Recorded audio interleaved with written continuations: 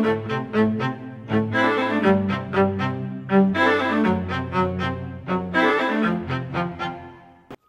to Parliament, welcome to my office in Portcullis House, and I'm very pleased that we're doing the second video today for IMP.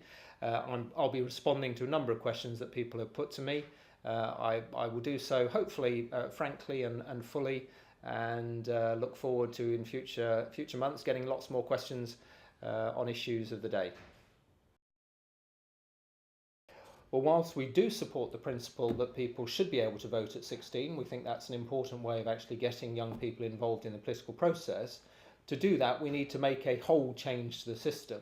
Simply making the change in the AV referendum vote wouldn't actually have changed the way that people can vote, for instance, in a general election. So yes, we're committed to that change, but we should change all of the electoral voting systems all in one go, so that every 16-year-old can vote in every single election, not just the one that we're talking about on the 5th of May, the AV referendum.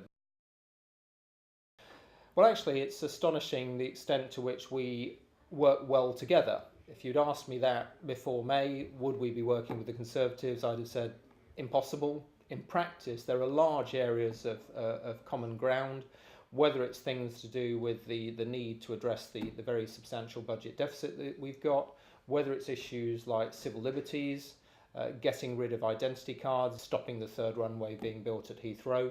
There are lots of areas on which we have common ground. But of course, at the same time, there are areas where we're distinct. We are two separate parties. We'll be fighting the election in 2015 as separate parties, and of course, in relation to the AV referendum, that's not a coalition government campaign. The Liberal Democrats will be supporting the change to AV, and on the whole, the Conservatives will be seeking to maintain the present first-past-the-post system.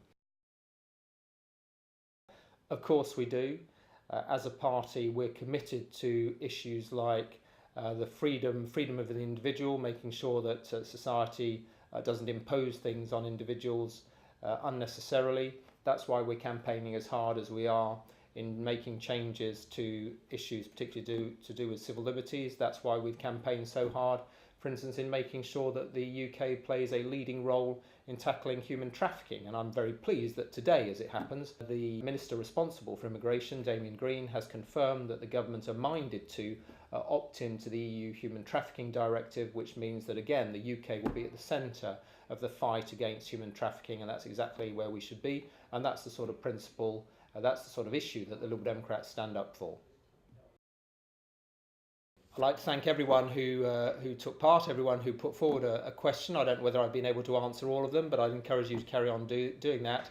And I'd like to thank IMP again for supporting this fantastic initiative, which I hope is bringing parliamentary issues, constituency issues to a wider audience in a way that is perhaps more accessible than the other means that Parliament uses to raise these issues. Thank you.